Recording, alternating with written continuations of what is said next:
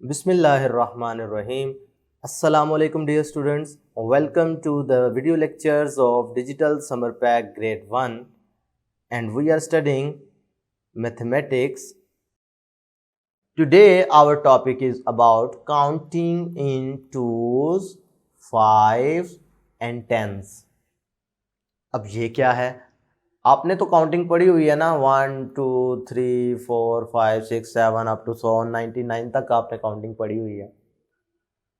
अब ये टूज में काउंटिंग करना, फाइव्स में काउंटिंग करना, टेंस में काउंटिंग करना क्या है, कॉन्सेप्ट समझने की कोशिश करते हैं। टूज में काउंटिंग करने का मतलब ये है कि आप दो दो ऑब्जेक्ट को एक साथ काउंट करें, इसको क्या बोलते हैं, काउंटिंग इन टूज।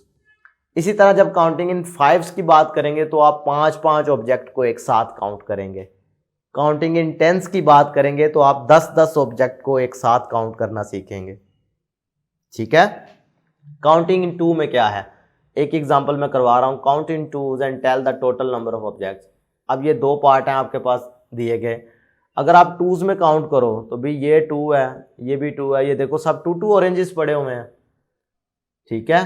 तो 2 में काउंट करने का मतलब क्या, आपने एक स्टेप आगे नहीं चलना बल्कि दो स्टेप। 2 + 2 4, 4 + 2 6, 6 + 2 8, 8 + 2 10, 10 + 2 12, 12 + 2 14, 14 + 2 16, 16 + 2 18, 18 + 2 20, 20 + 2 22, 24 26। क्या कर रहे हैं आप, दो स्टेप आगे बढ़ रहे हैं। बात समझ आ रही है?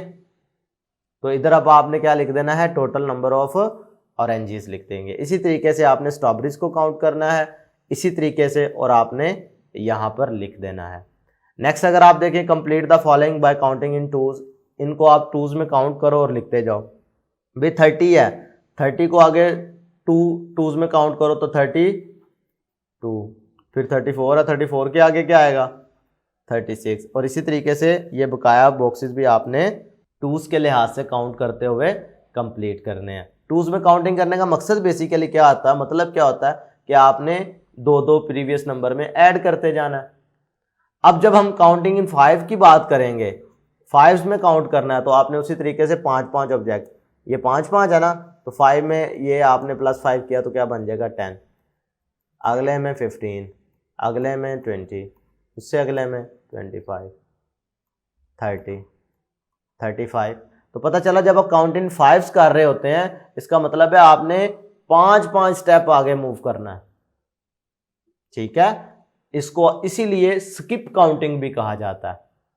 क्या कहा जाता है, ये याद रखना है आपने, स्किप काउंटिंग। काउंटिंग तो होती है ना ये तरतीब से, कोई चीज हम इसमें मिस तो नहीं कर रहे।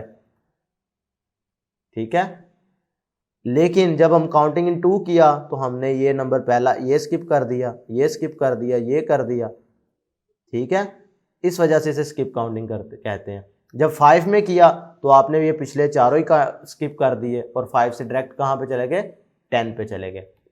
ये स्किप काउंटिंग का फायदा क्या होता है हमें, फायदा ये होता है हमारी काउंटिंग आसान हो जाती है। बकायदा बजाय इसके मैं एक एक स्ट्रॉबेरी को काउंट करता 1 2 3 4 5 6 7 8 9 10 11 12 13 14 15, तो ये मुश्किल था ना। तो काउंटिंग इन 5 ने हमारा काम आसान बना दिया। क्या बनेगा, पता चल गया कि टोटल नंबर ऑफ स्ट्रॉबेरीज कितनी है, 35। इसी तरीके से प्यारे बच्चों आपने बी वाला पार्ट और ये नीचे वाला भी सिंपल इसी तरीके से हल करना है, काउंटिंग इन 5।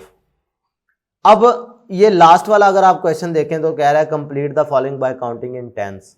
अब टेंस में काउंट करने का मतलब क्या होता है कि आपने 10-10 पॉइंट को स्किप करके आगे मूव करते जाना है, यानी पिछले वाले नंबर में आपने 10 का इजाफा कर देना, 20 30 40 50 60 और 70। बात समझ आ रही है?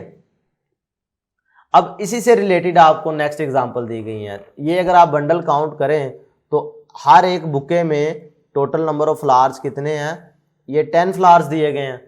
तो ये जितने भी बुके आपके पास पड़े हुए हैं इनको आपने बासानी 10 में आसानी से काउंट कर लोगे, क्योंकि आपको पता है 10 में 10 के बाद 20, फिर 30 40 50 60 70 80 और 90। आपने 10 का टेबल भी पढ़ा हुआ है, तो पता चला ये counting in twos, counting in fives और काउंटिंग इन टेंस ये बेसिकली किससे रिलेट कर रहे हैं, ये टेबल से भी रिलेट कर रहे हैं। ठीक है, तो पता चला कि इस तरह अगर आप काउंटिंग करें तो आपकी काउंटिंग आसानी से हो जाती है। तो जब इधर अब आपने टोटल नंबर ऑफ फ्लावर्स बता सकते हैं 10 में काउंट करते हुए कितने होंगे। सिमिलर आपको पता है कि ये बंडल 10 को शो कर रहा है, तो इनको भी सेम आपने उसी ये 10 का टेबल यूज करते हुए यानी काउंटिंग इन 10 करते हुए 10 + 10 20, 20 + 10 30, 30 + 10 40 और एंड सो ऑन। आपने इनको काउंट करते जाना, जितनी भी होंगी नंबर ऑफ स्टिक्स आपने यहाँ पर लिख देनी है। क्लियर है मेरी बात।